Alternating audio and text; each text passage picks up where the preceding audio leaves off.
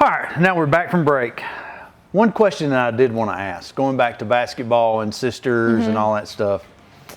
When you're home and you're watching your sister play basketball, what's Karlie like sitting in the stands? Oh, she has to contain herself a lot. It's funny, last night I was sitting there and I'm leaned up and I just have to grip my hands really tight because I want to yell so loud. And it's funny, I'm telling Weston, my boyfriend, I'm like, they need to have one girl come out here, somebody's a corner, somebody's got a back cut, and they have layup every time.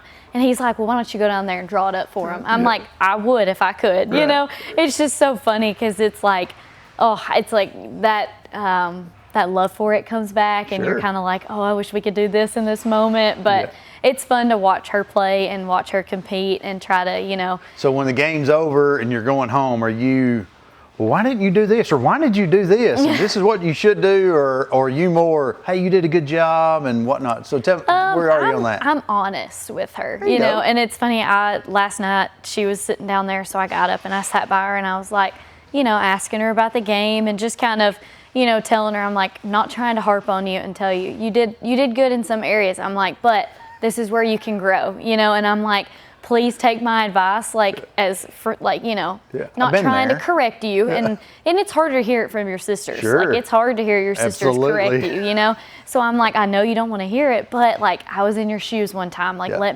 I just want to guide you through that. So yes, Karlie in the stands, it's like, it all that comes back to me, and I'm like, I just want to get out there so bad. Yeah, I get it. Yeah, I had to ask that because I thought, I know as competitive as you are, you know, and listen, when you watch people in your family play, or when you get to where you have kids and it's your kids playing, listen, you're in the game. Oh, I mean, it's you live and die on every play. It's way easier to be on the court or be on the course and you're playing than it is in the stands. Oh yeah, and watching golf, like spectating, it's so hard. Awful. It is so hard. I love to watch them and support them, but internally I'm like, why did you hit that shot? Yes, and then awful. And then I realize that's exactly what my parents feel while I'm out there playing. I don't know what John did. I don't know what your dad did, but you know, when Emma was playing high school golf, I can and there's of the things that you wish you could go back and do. I wish I could do this way better, but she would be playing good, and you know, she'd hit a bad shot, and one bad shot would lead to two, and one bad hole would lead to two bad holes, and I'd just be dying over there, and I had to go. Like, I'd just check out. I'd just leave, and I had to go somewhere else and watch some other kids play, and then I'd be gone for 2 or 3 holes, and I'd make my way back, and it's just, you know, and I would tell her, I'd say, listen, it's way easier to play than it is to be the parent sitting on sidelines. So. All right, so let's go back to golf. The summer before your senior year, you win the TGA Junior Am. Yes. Now, you become, at that point, the 3rd Lawrence County-ian to win a Junior Am. So you that was pretty awesome. I got a call from, I know you're at Spring Creek Ranch. I got a call from the head pro over there who actually lived in Lawrenceburg for a while, Matt Brock.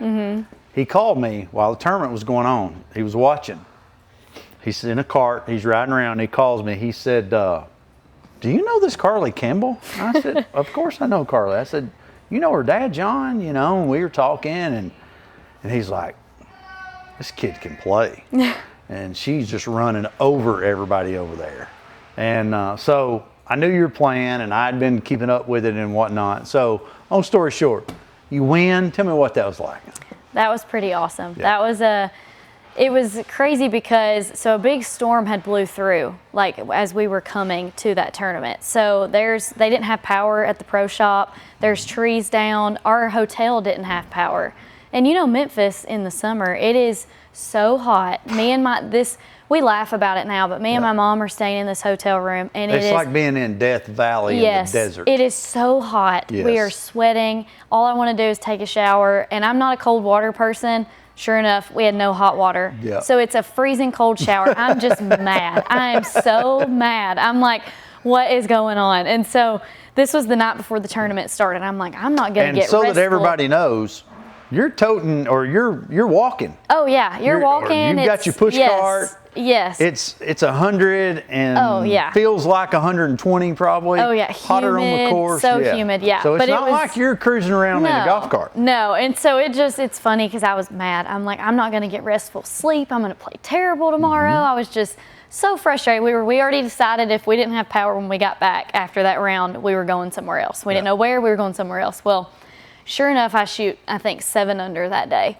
And I was like, where did this come from? It was just one of those days on the course where we ain't going nowhere else now. Yeah, I'm like, we're going to turn the power back off. Somebody turn it off. We don't need it. That's right. You know, so we laugh about that now. But yeah, that was really a great stretch of golf for myself. But it just came off of my commitment to Kentucky. And I'm sure we'll get into the recruitment and things like that. So it was just very much a kind of a comeback type of start to the season because I didn't play great the summer before, kind of had some struggles and everything, and so that was really just a kind of that comeback, like, oh yeah, this is, I love this, and I can compete, and you know, I'm good enough at what I'm doing. So yeah, it was a really a big win for myself. And a lot of people that maybe don't necessarily follow junior golf or golf in general don't realize that, you know, I guess some people might think the high school, because they're familiar with high school sports, the high school state championships are a big thing. But, you know, for the golf environment and for us, the TGA state championship probably carries more weight than the high school state championship does. Yes. It's just, I mean, it's a big honor. It's a different competitive field too. That's right. There's girls from all over the state of Tennessee. I played with a lot of girls up from the Franklin, Nashville area, and golf is bigger there. Golf is not as big in, you know, small town Lawrence County. And so it was, there's a lot of really great golfers, and a lot of them are playing at really great schools now. So, and it was fun. I grew up competing with them too when I joined the SNEDS tour and things like that. So, you know, we've all seen each other win and we've seen each other lose, but that was and that's to win any tournament is an honor, but you know, to win the TGA and to represent Tennessee as a state is just, it's really incredible. Yeah, it is. It is. Now you win that. That's typically played in July. So not long after that, school starts up, high school golf starts, senior golf starts. Y'all get to the state championship again. You have won 5 in a row. You're 5-time defending state champions as a team. You just got beat the year before in a playoff. It's your senior year. It's your last chance. What was that like leading up to that? It had a lot of emotions to it because that was kind of the season that I kind of battled my shoulder and things like that. And I don't know if we were going to go into some of that, but it's called thoracic outlet syndrome. We've talked about it. Yeah, so it's just it's kind of a nerve type thing in my shoulder where my muscles compress my nerves, and sometimes with blood flow, and so my hands will tingle and my muscles around my shoulders just get really tight. And so golf is one sport that it's going to aggravate it more than anything. So I had started to deal with that the summer before, and so it was just kind of we were still trying to figure out what was wrong with it, and it was hard to play as much golf as I had wanted to play. I didn't get to practice. We didn't make a lot of full swings that whole high school season. We did a lot of short game and things like that, and so I was a little bit worried about it, you know, going into the state tournament because I hadn't got to prepare the way that I wanted to prepare. And that year, one of my good friends, Briley Krause, was playing for Kingston. Her and her teammate, they had a really good season. They were both my age. Kaylee Lane was her teammate. She plays at Tennessee Tech, and Briley plays at MTSU. So, you know, it's us, and then that year it was me, Libby Kinnick, Ella Busby, Hadley was on the team, all of us. And so, you know, it was going to be a tight year that year, and we knew going into it. I was like, we're gonna have to, you know, put our heads down and play some good golf. Which at the same time puts a lot of pressure on you. You're the number one. Yeah. Arguably the best player in the state of Tennessee. You have just committed to Kentucky. So a lot of that falls on your shoulders. Yes, yeah, for sure. And it was, And we had a great team dynamic, but at the end of the day, as the number one, you know, there was an expectation for me, maybe not put on by everyone, but it was in myself, you know, and me and my dad had many talks about it. He's like, you just have to do you know, go out there and do you. But deep down I knew, I was like, I have to play good golf. But the goal was still the same. It was to win as a team. That was the goal. You know, individual, yes, that would be awesome, but I wanted to win as a team, no matter what it took me having to do, you know.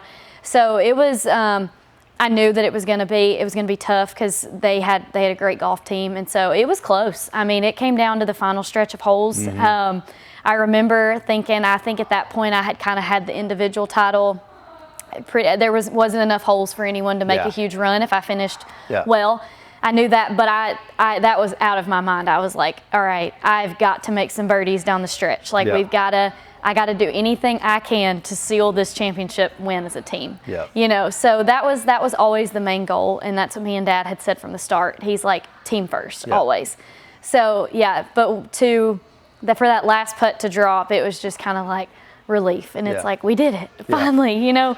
5 years later, like, I did it, and we won as a team. I won as an individual. It was just it was a great finish. And what's funny about that too is a lot of my junior golf tournaments my dad didn't get to be there for. He was working, so my mom was taking me. So it was like, aside from when I was young, that was, I think, one of the first times that my dad got to see me win as an individual, which sometimes I get emotional about it. It's because, you know, my mom got to witness those Sneds Tour wins and the win at the Junior Am that year, the Junior PGA win. My mom was there for it. So to finally, like, to win in front of my dad and let him, you know, and he's see your it. coach. He's my coach, you know, and he's the one that, you know, my mom has always, like I said earlier, supported me and everything, but Dad's my coach, you know. He's taught me everything I know about golf. And so that was the perfect finish to tie a bow on a great career in golf. So before we end high school, we talked a while ago, I asked you what it was like when you played your last basketball game.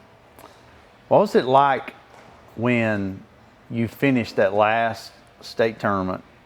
You won as a team, you won individually, your high school golf career is over.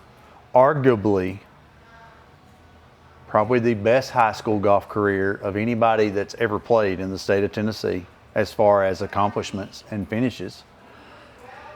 Tell me what that drive home was like with you and your mom and dad and maybe sisters in the car. Tell me what that was like.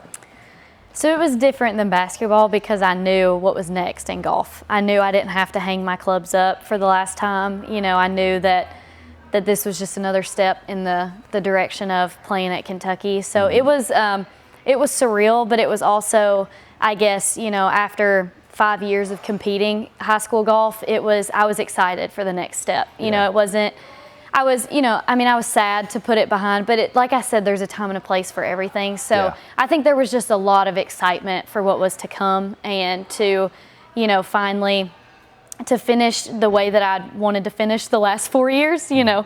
So it was, it was just a lot of joy, just a lot of gratitude for the career that I did have and the opportunities I was given. So it was different than basketball for sure. And be able to do it with your dad. Yes. With him Everybody. being the coach.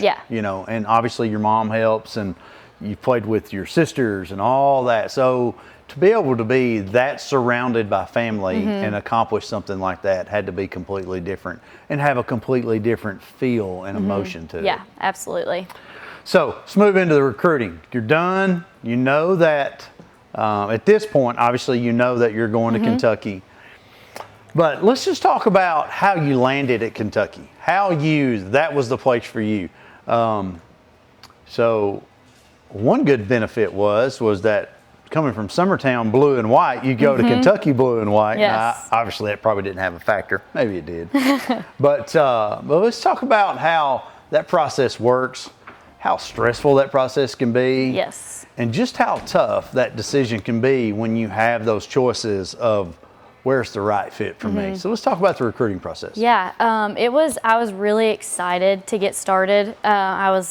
I went to Congaree that summer before so recruitment starts, I think it's June 15th, something like that.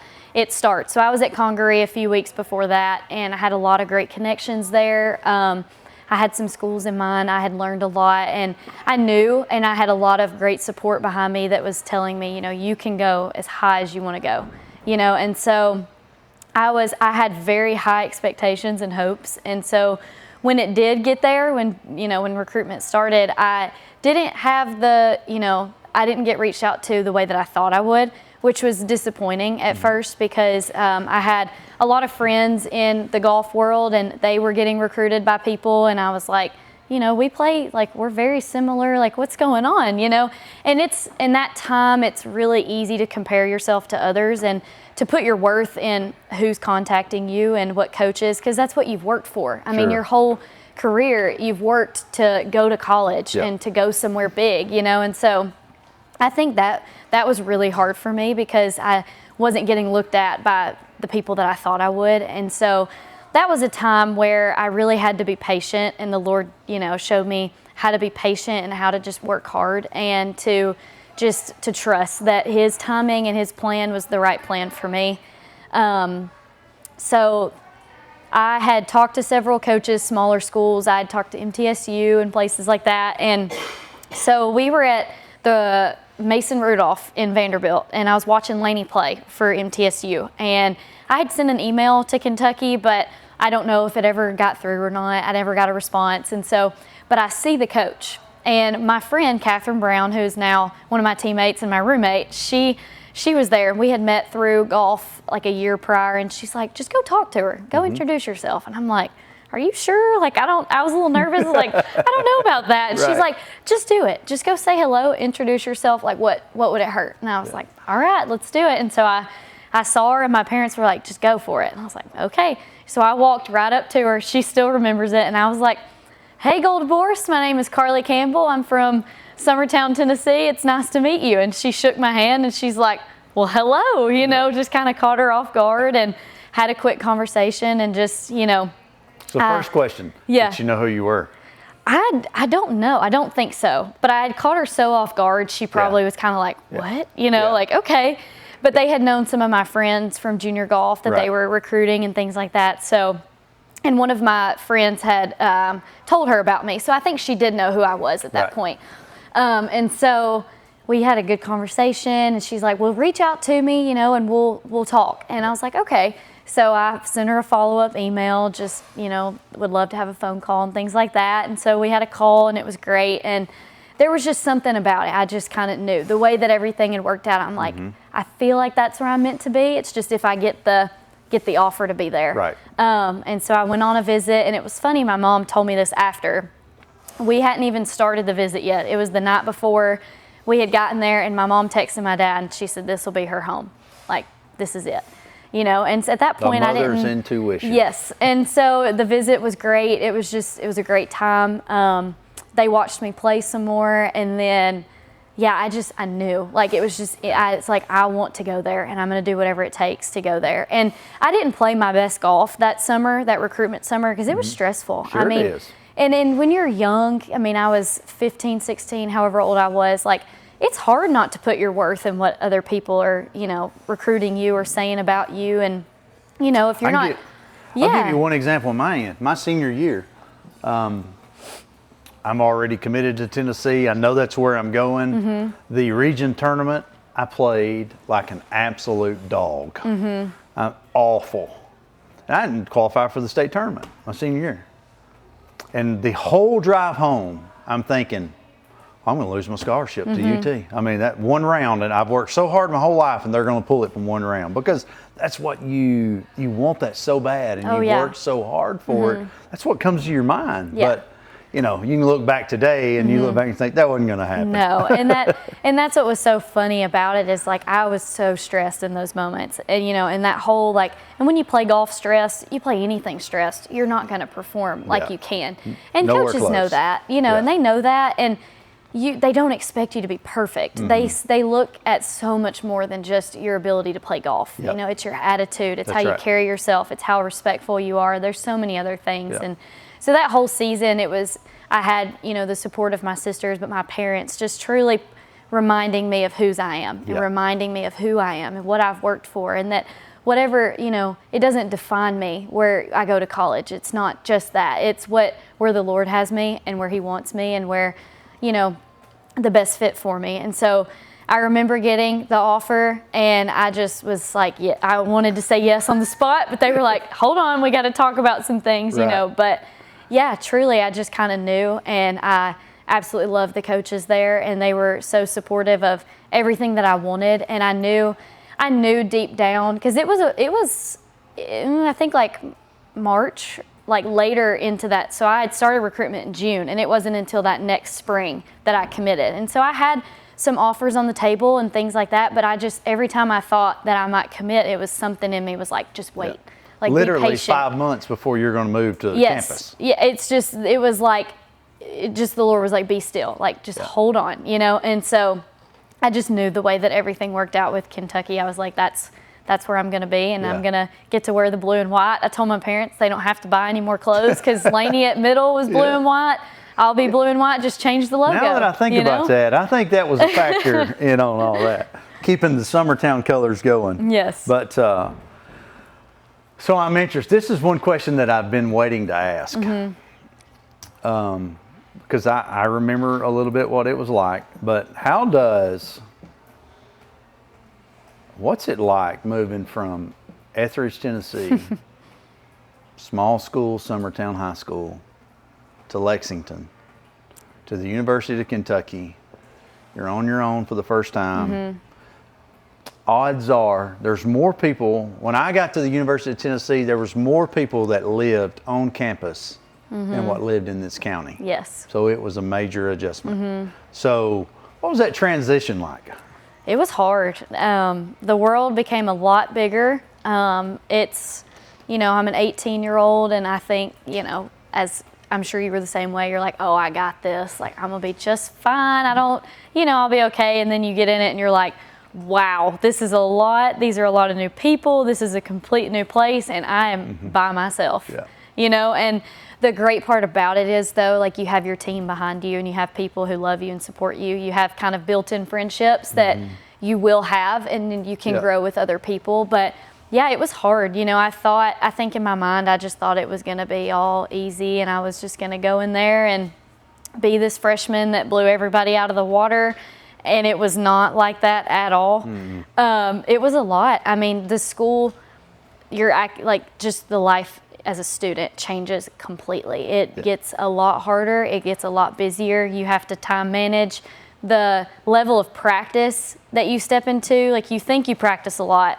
When you go to college, it's double that, and so it's just a whole new world. And yeah, it was a big transition for me. It was a lot of people, a lot going on around me, and a lot of new, and I was excited for it, but it gets scary at times, because you're still a kid, and you can't just go home to mom and dad and, have them solve all your problems. You've got to do it on your own. Yeah.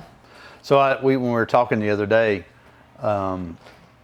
you told me the first semester was pretty tough, Yeah. So having the relationship that you have with your parents, was there any of those, was there any 11 o'clock at night phone calls that maybe I need to talk to Dad this time, or maybe I need to talk to Mom this time? And were there any conversations like, I'm not sure about this? Or was it always, I'm just struggling? Or was there any thoughts in your mind that, did I make the right choice?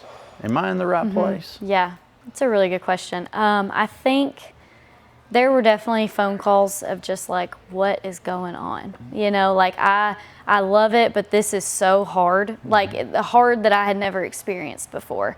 Coming from a small town and being a really good golfer in Tennessee, and then you're a small fish in a very big sea now. Yes. It's not just like, yes, you're a great player from Tennessee, but there's a great player from Texas. There's two great players from Kentucky. There's great players from everywhere on your team. So there's 8 or 9 of you who are really good at what they do. And so it's like, it's different. And and I had some struggles with my swing and just with the mental part of the game, the confidence piece. I kind of lost some of that confidence about myself, and just, gotten moments where I was like, am I good enough to play at this level? You know, like I am not performing like I thought I was, you know, and I felt the weight of the world on my shoulders. And, you know, and you're like, you go to a new place and you represent more than yourself. You know, I'm like, I represent, you know, Summertown, I'm representing Lawrence County, you know, and it's like, you make up this pressure in your head that no one is putting on you but yourself. And that's where I fell victim to that semester, of just putting the weight of the world on me. You know, and if I didn't perform, it was everybody's disappointed, when that's the complete opposite of how it really is. Yeah. So let me ask this question, because I think it's interesting to, because I can identify with what you went through. Do you think it's was it the bad golf that led to maybe a little homesickness, or do you think it was maybe a little homesickness that led to bad golf? I think it could go both ways, depending on the week. I think it's, I mean, coming from a big family who's so close, it was so different being gone, and you're missing different things, like little milestones in my little sister's lives. And my Lainey was closer to home, so she got to see them more than I did. And yes, they're a phone call away, but it's completely different when you're with these people all the time. Lainey had the opportunity to get in a car and drive home in an hour and 15 minutes. And if she wanted to go home and eat supper and turn around and go home, she could. Yeah. So her situation was different than your situation. Yeah. So it was definitely hard. I think that it was just, you also have to rebuild a lot of relationships. Not rebuild, you have to create new relationships. So I have new coaches. Like, I've been coached by my dad my whole life. I have new coaches and I've loved them so much, but I had to build that relationship with them, and I had to have hard conversations. I have to build relationship with my teammates and with classmates. And so it's not just in a small town, you grow up with these people. Like, my best friends are people I knew since the 3rd grade. We grew up together. It was just it happened. So it's like, you don't have that community that you're surrounded by with your whole life. So I think it was a little bit of both. I think when times got hard, it made it the homesickness. You know, when golf was hard, it's just like, I want to go home. Like, I want to just see my parents and have a home-cooked meal, because the dining hall was not cutting it at that point, you know? It's like, I don't want to spend money, but, you know, I want a home-cooked meal and things like that. So, but I think that it was a defining semester for me. I think that and I look back now and I'm so thankful for it. In the moment, it was so hard. And there was one conversation that I do want to talk about. It was from Lainey. And I remember it. I was sitting in my dorm looking out my window at my desk, and we were on the phone, and I was just kind of pouring into her, like, you know, this is what's going on, this is how I feel, and things like that. And like, with practicing and just trying to prove myself. I was trying too hard to prove myself to everyone around me. And I remember, and Lainey's very straightforward. If you know her, she's blunt, straightforward. We're very different people, but that makes our relationship so special. But she said, Karlie, she's like, who are you playing for? She's like, are you playing and practicing so that other people see you? Are you playing and practicing because you want to get better and you want to be successful and you were given this talent to play golf? She's like, who are you doing this for? And in that moment, I was like, wow, you know, I had been doing it to feel like I had to prove myself, for people to see, oh, she's practicing for 4 hours today, you know? Yeah. But it wasn't productive practice. That's right. You know, and I was trying to be someone else. I was trying to do what other people were doing, and that, I remember that moment, I was like, no more. Like, it's you have to be who you are. Yeah, and I'm like, and my eyes are going to be on the Lord, and it's this gift I've been given, and I'm gonna do what I've always done. Yes, I'm gonna incorporate new things to get better, because I think you have to be open to new things and to try new things, but I'm gonna be true to me, and I'm gonna do this because I love this game, and because I've been given the talent to play this game, and because I love my teammates so much, you know, and love this program and everything. Well, you gotta be, that's very mature what you just talked about, because it's very difficult, because you can be blinded very easily by all the things that's going on around you, and seeing what this kid's doing and this kid's doing, and they go to the range for 3 hours or they go do this. Yeah. And that's not what Karlie does. You know, it's easy to get out of being who you are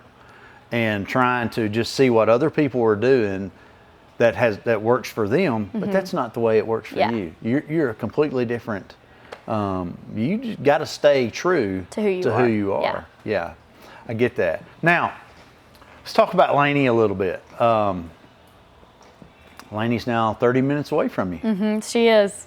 And I don't know, but I can only imagine what a level of comfort that brings. A sense of home close by, where you can not only just pick up the phone and call, but you can get in the car. Yeah. And you can go see your sister. You can go have a meal. You can sit down together and cook. You told me y'all go to church together. We do, yes. So, how has that made a difference in being 5 hours from home? It's made a big difference. It's just having a piece of home so close, and we are so close. And I would say I'm one of her biggest fans. So it's been a joy to watch her be joyful about the game of golf and just love where she's at. She was at MTSU and she transferred, and just to see that light in her and to be able to, have a rough day and be like, hey, do you want to go have dinner? And just talk and laugh. And when you're with me and Lainey, we laugh more than we talk about things. We just have a great time together, and there's just a sense of peace when you're with people that you're so close to, where you can just relax, know, and in a season where there's not a lot of relaxing, it's go, go, go all the time. You carry stress, the stress of school, the stress of performance, the stress of golf, just the busyness. There's not a lot of time to just sit down and be you. And so I prayed for that so much in my freshman year. Give me, Lord, I need someone that I can just talk to, that I can be, because it's different when you're FaceTime, and those are great tools that we have now that I'm so thankful for, but there's something different about being in the presence of someone that you love and that you trust and that loves you too. That's right. And wants to pour back into you. So it's truly been such a blessing, and I think it's helped me a lot to just really love where I am and be content and to be happy and to have peace where I'm at. Yeah. So. I told your dad I wanted to, one thing I was for sure going to talk about was, I want to talk about the TGA state match play. So let's go to the end and then we'll come back to the beginning. You and Lainey wind up in the championship match against each other. Yes. When you're doing stroke play qualifying to get to the match play, are you already thinking, what if we're on opposite sides of the bracket? Or do you want to be on the same side where maybe one of us gets knocked out and we're not beating? Or are you wanting to be on the opposite side? Are you thinking that far ahead that this could happen? Yeah, so I think, we don't have to qualify, so they put us in pools for it. So you start match play. So you have to win your pool to get to the final. All right. So they are very good about putting us apart from each other.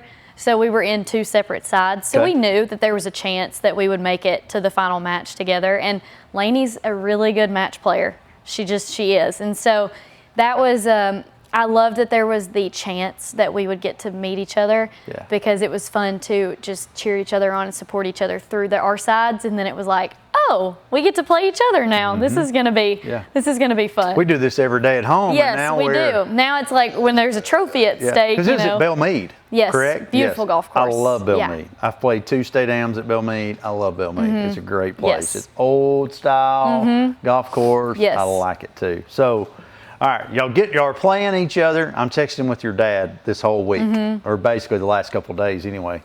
I was actually playing in, I think I may have been playing in one of our state pro-ams in Nashville. So while you are playing the match, I'm texting with your dad, kind of keeping up with it. And I'm thinking to myself,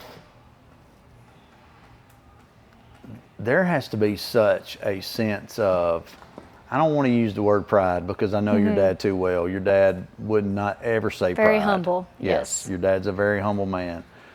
But there had to be such an overwhelming sense of joy. I'm not going to use the word pride, but I'm going to use the word proud. Just proud for y'all. Yes. And proud that he gets to see his 2 girls play against each other in the state match play tournament. Now, at that point, this is a round of golf at home, right? I would assume. Oh, yeah. It's a bigger stage, but you're playing your sister. Yeah. Did y'all stay together? up there, or did y'all drive back and forth? How was the travel situation? So we had actually stayed in her apartment in Murfreesboro. So yeah, the night before the match, the finals, and you're staying together. Are we talking about it?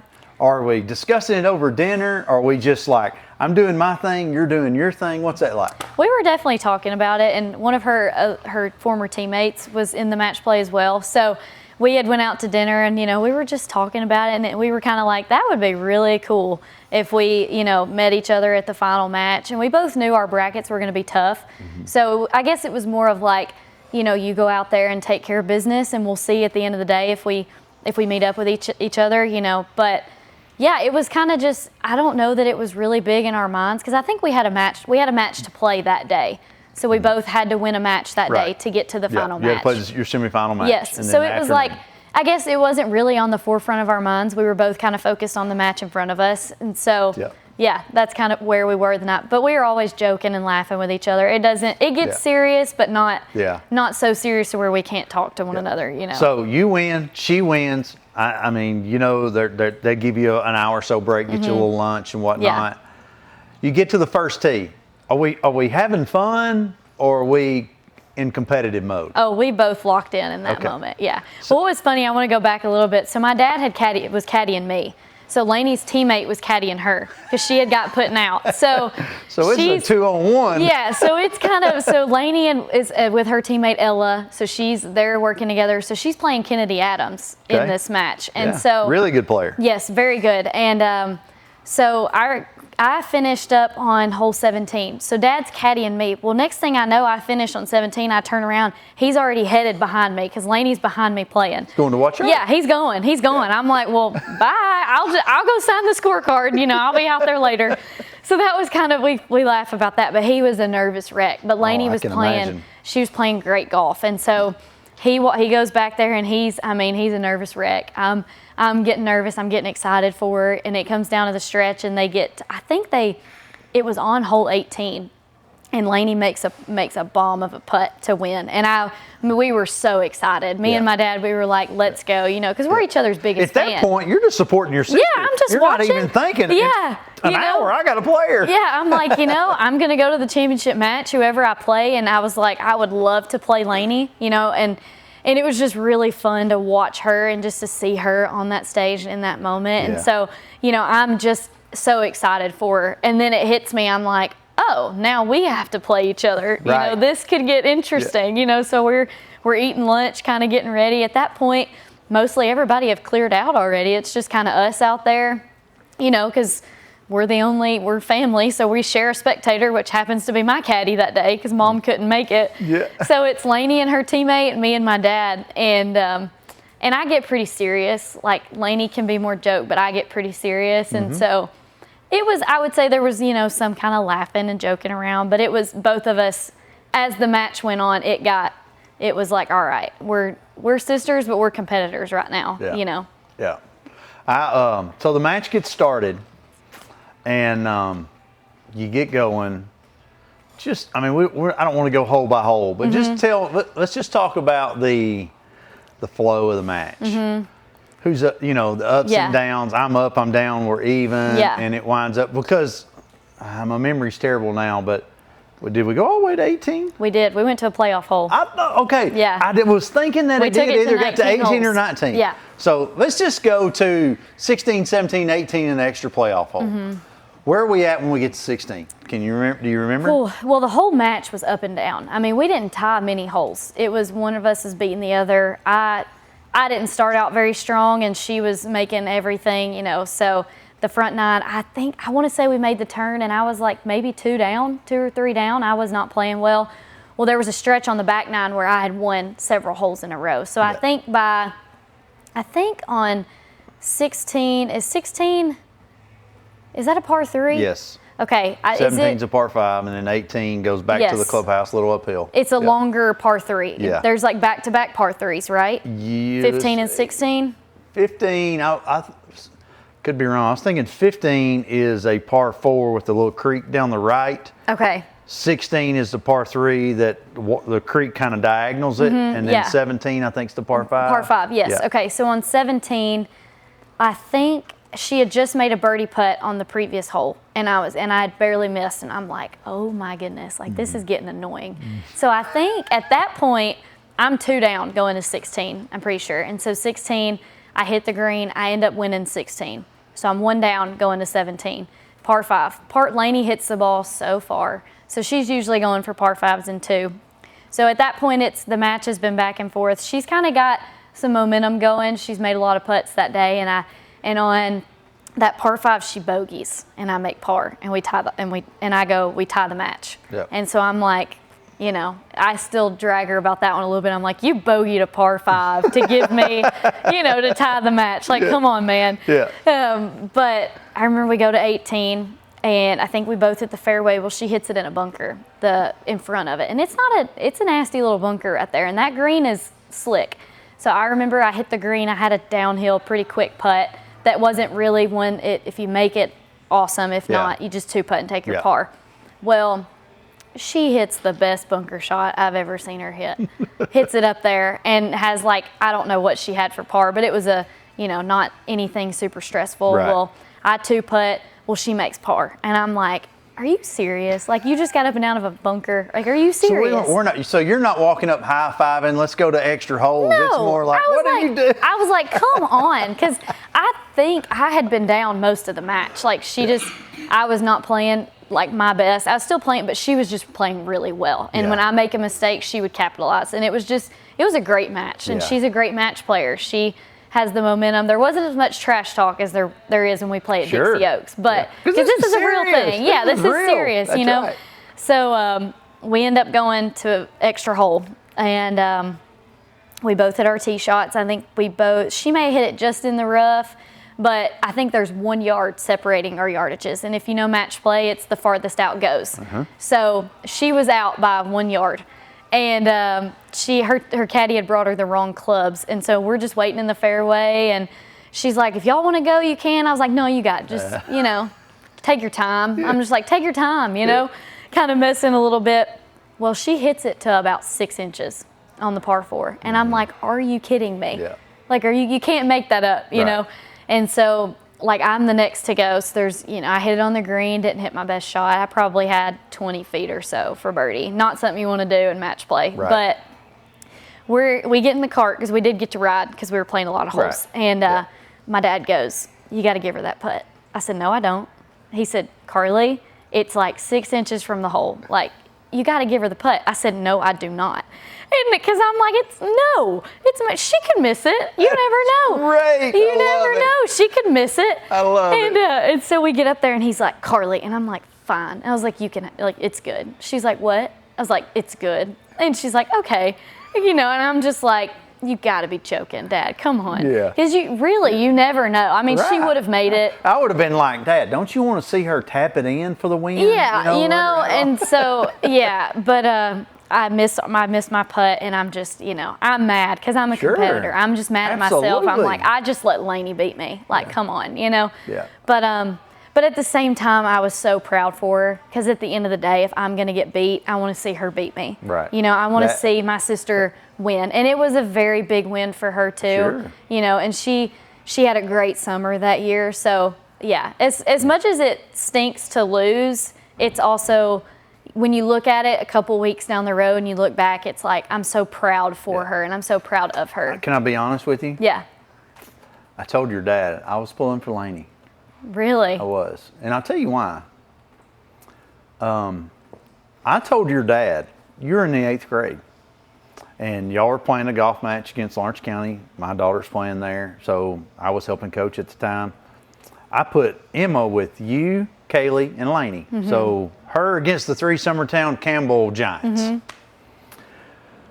So I'm watching everybody play because, again, I want her to play with the best she can play with. And, y'all are great players. So I'm watching. I told your dad on number 4. I'm sitting to the left side on number 4 at the club here. I'm sitting underneath the trees, and he rolls up. And y'all hit your shots, and y'all are up there at the green. He and I are talking. And I told your dad that day, I said, Karlie has the X factor. I couldn't give you 10 reasons why I believed it. I just seen it and saw it and knew it. And you had been successful. You'd won throughout your whole junior career. And Lainey was such a hard worker. She loves it. You know, she's got so much talent. But the wins hadn't come as easy, you know? Yeah. I mean, partially because she's got one cousin that's a year older than her. She's got a younger sister that between the two, they're winning. And she's always so close. Yeah. But it's just, she didn't cross the finish line probably, I know, as much as she wanted to. But I told your dad, I said, you know, it's going to be tough. But I said, I hope Lainey can go out tomorrow and just lock in and play as good as she can play and win. Yeah. And when I've seen that she won, I thought, I was so proud of her. Yeah. I was so proud of her. You know, again, listen, I seriously believe the reason why I told you, and I'm going to do it right now, I think it's the perfect time. When I called and asked you if you would come on here and do this and be my very first guest, I said either before we start or at the end of it, I'm going to tell you why. And I am going to tell you why, and I'm going to tell you right now, I think it's the perfect time. From that day that I seen you playing, and from then until now, I literally have seen you're a special athlete. You have a special kind of maturity. You have a special kind of desire. You have a special kind of work ethic. You have a deep rooting in your faith. You have a great set of parents. But you, to me, have a clear path. You see what you want to do, and you're very good about keeping all the noise out. I'm staying focused. And not only that, you have a God-given ability that you have taken advantage of and that you've treated the right way. You haven't taken it for granted. I love your dad. I've known him forever. I love your whole family. Your dad and I have traveled many miles. Before you were born, me and my wife and your mom and dad used to load up in the car and we used to go play in a tournament down in Mississippi that we won. So that's why I wanted to do it, because I truly believe that this county's been fortunate to have a lot of really good golfers come before me, I'm before you, and then down to you. There's been a lot of really good golfers come from here. Chris Stutz, Robert Duke, Nikki Hartsfield. There were the Parks sisters. You know, there's so many really good golfers that's come through there. And I truly believe this with all of my heart. Of all the people and all the opportunity that's been good and gone through there before, you're a step above all of them. And I think that you have that. I really do. And that's why I wanted you to have it. And you're a great kid. And I just feel like that needed to be showcased. And I want everybody to know who you are. So that's why you're here. Now, we're going to kind of get off the talk stuff. One last question about golf, or one last thing about college golf. When you finish up at Kentucky and you look back, what do you want to have accomplished? It's a great question. I definitely want to look back and hopefully have several wins under my belt, and that's everyone's dream.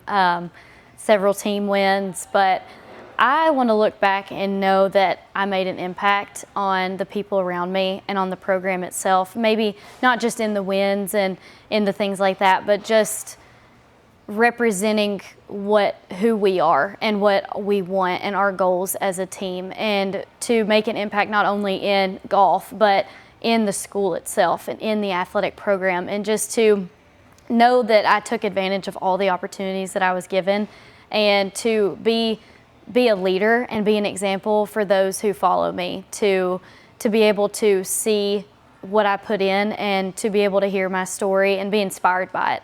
I want to be able to inspire people to just chase their dreams and do what they want to do. And I would hope that I have the opportunity to stand up there at the NCAAs with, that trophy, and to be able to bring that back to my school. But I just want to represent Kentucky well and wear the name well and honest and have integrity and passion and love, and that people can see who we are, and to just continue a legacy there and to leave a mark on the golf program and to make it a powerhouse. I would love to see it become one of the best teams in the nation. And for people younger than me and recruits to say, I want to go to Kentucky. Yeah. You know, I watched those girls and I watched Karlie Campbell. I want to see them. And what's cool about that is, you know, Kentucky, I never really thought about it much until Jensen Castle actually won the U.S. Women's Amateur. And I saw her hat had the UK on it, and I'm like, Kentucky, that's like 5 hours from home. That's not too far away. And, you know, they've got a great golf program, and they've made the national championship. And I just was like, you know what? Like, I want people to look back and, you know, oh, Karlie Campbell went to Kentucky. I want to go there too. You know, I want to be a part of something that she was a part of, and to just leave a lasting impact on the program. Yeah. You got to play in the U.S. Women's Am this year. Incredible experience. It was wonderful. Incredible experience. I don't want to dive too deep in that because being a golf nerd sitting here, we could talk for an hour on that. Yeah. But incredible experience, great honor. Absolutely. To qualify and get to play in a USGA event and you got to go to Bandon Dunes, I did. which is a great place. Yeah. Yes. Beautiful. So I know that was a cool experience. Post Kentucky, golf in the future?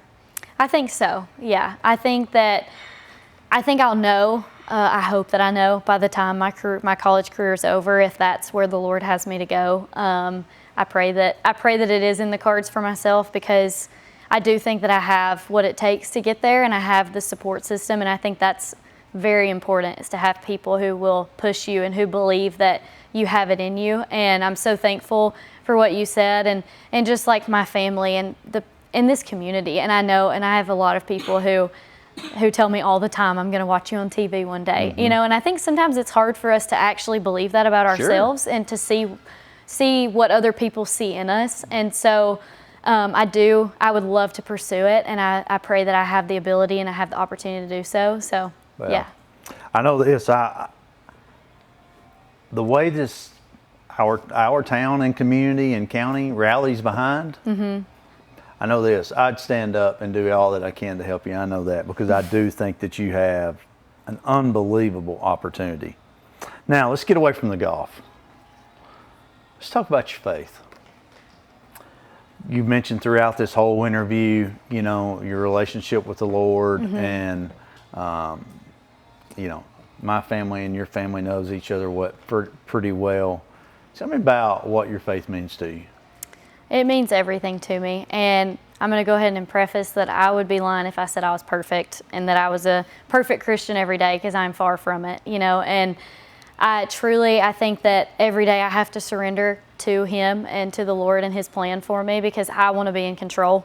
I want to take the wheel. So just having a family that loves the Lord so much, and having two parents who have always put the Lord first. I mean, even when we were playing softball, and you know that life, you miss church on Sunday a lot, but having two parents that we're going to do service in the car, or even when it's uncomfortable, we're going to find a random church wherever we are, and we're going to go in our ball clothes. And that's, as a kid, I'm like, no, like I don't want to do that, you know. But having parents who have always put the Lord first, it made it just what was embedded in me. And it's just, and that was the Lord is first. And again, I'm not perfect, and I have not done that my whole life, you know. And actually this month, January 20th in 2021, I was baptized and gave my life to the Lord. And so that was a really awesome thing. And, you know, it's just knowing that there are so many things out of my control, but having the hope in Jesus, and knowing that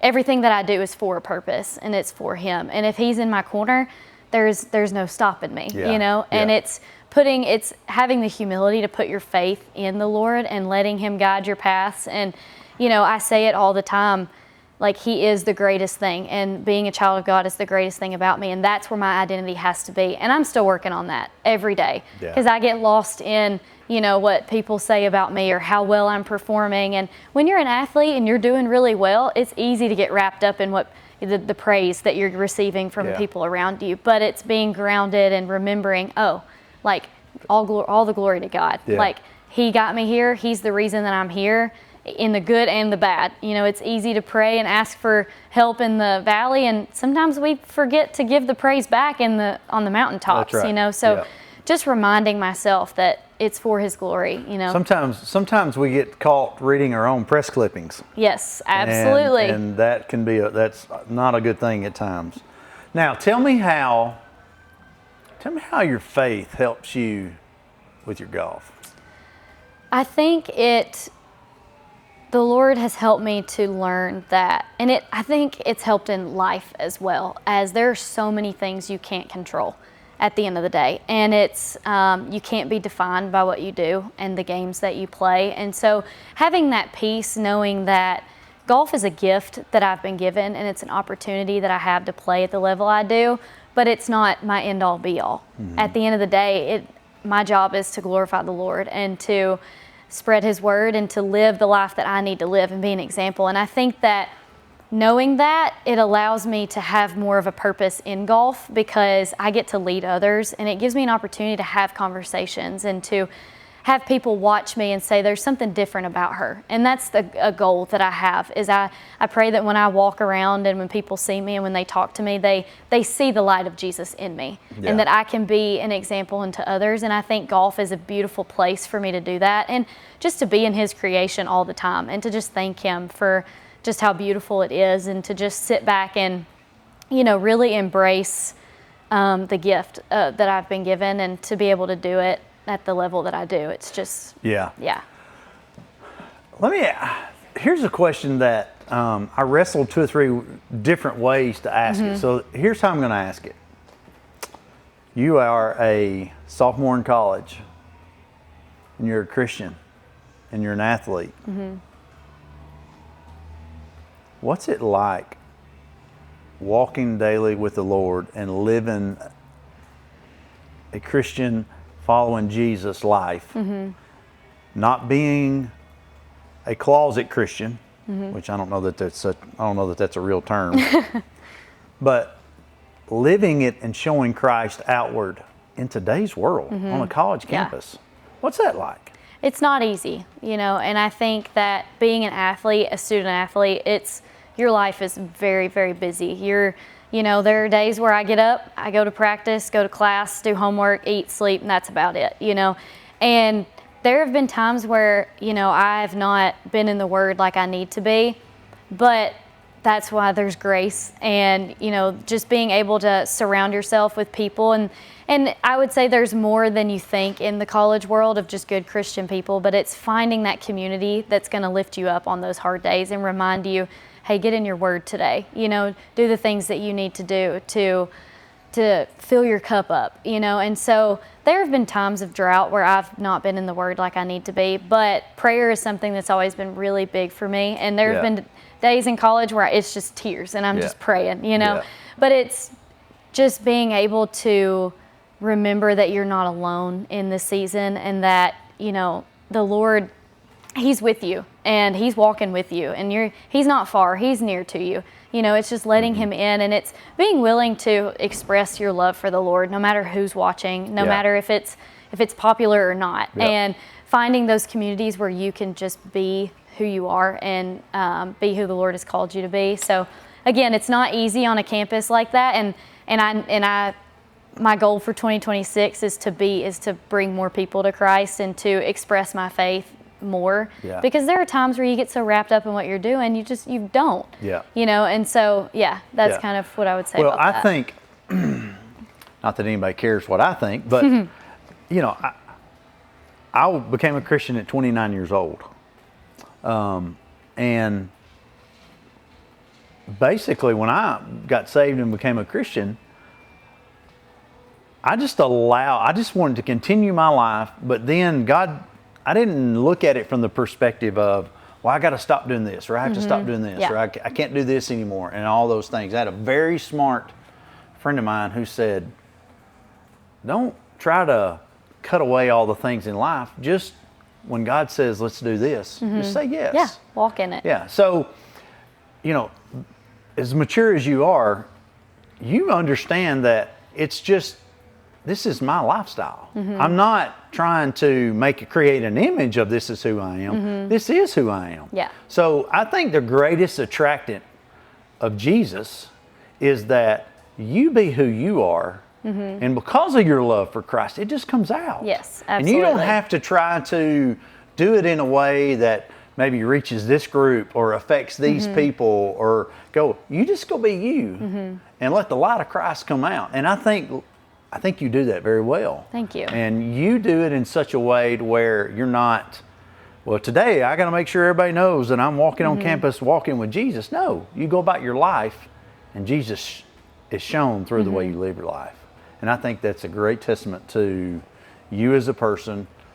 And I know your mom and dad are super proud of that. Thank you. So, all right, so we're winding down here. I got a couple questions. Okay. I asked your dad, I said, send me a couple things you'd like to have Karlie answered. Oh, goodness. So I picked out a couple that I thought were good too. So here's one of them that he wanted to have ask. What does Karlie sitting here today tell 8th grade Karlie? Oh, that's a great question.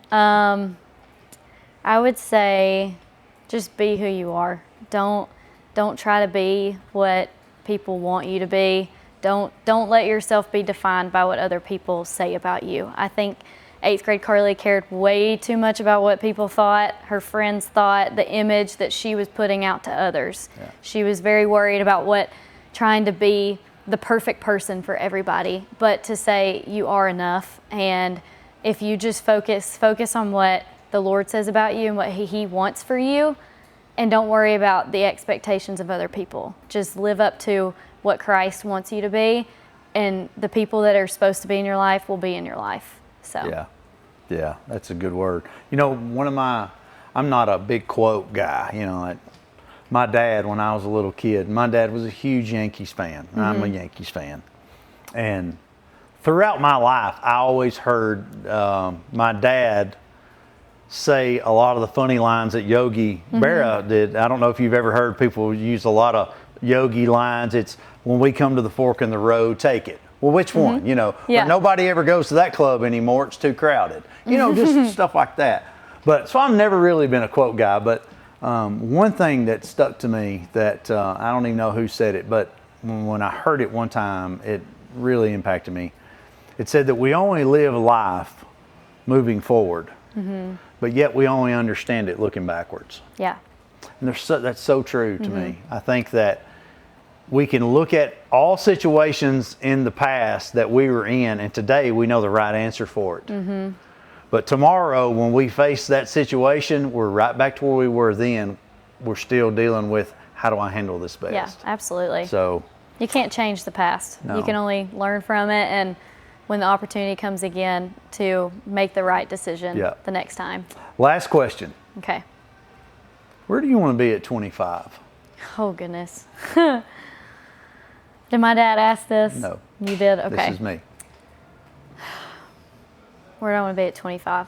That's tough, because I do fight with two different paths that I want to be on. And the professional golf route, by 25, I would love to be married and to be being successful on the LPGA Tour. But the other half of me prays that by 25, I have a job, maybe a first kid. I do fight with those two different lifestyles. Sure. It's kind of that fork in the road of and I pray that the Lord will open the door that He wants me to walk down, and I believe He will do that. Yeah. But yes, by 25, it's either going to be a professional golfer, or it's going to be finishing a professional school, something in healthcare, and hopefully with a first baby on the way. Yeah. And family, because obviously family is important too. Yes, family. And I do believe that I'm just a family girl. I've always wanted to be a mom. So, yeah. All right. What about at 40? At 40, it's funny. I always say I hope that I'm just like my mom. So I hope that I have 4 kids, getting to watch them play ball, probably coach them, because I won't be able to stay away from sports. Yeah. Doing something in healthcare. If I do really good on the LPGA Tour, hopefully I'll be retired by then and just getting to be full-time mom, coach, do all the things like that. So, definitely want to stay in touch with the sports world for sure.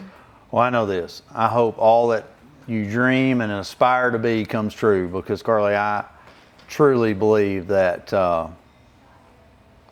that God's got His hand on you. I truly believe that He has a plan for you, And I am very proud of not only the success that you've had, but the success that I truly believe you're going to have in the future. And I thank you for being here today.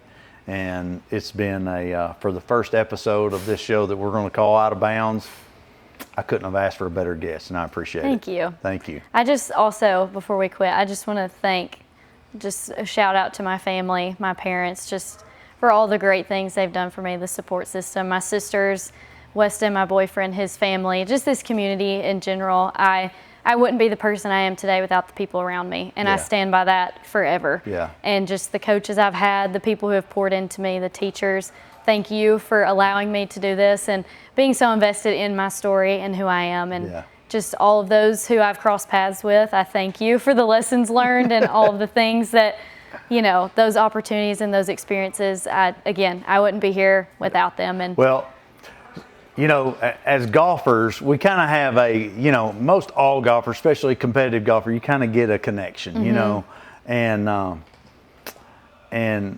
I'm at the point in my life where, as far as golf, where, you know, I have demons. You'll get. I hope you don't get there one day, but you know, at the time you're at, you throughout the years and those ups and downs and those demons come in, but I love it. I love the game. I love talking with people about the game and talking about your family. I love your family.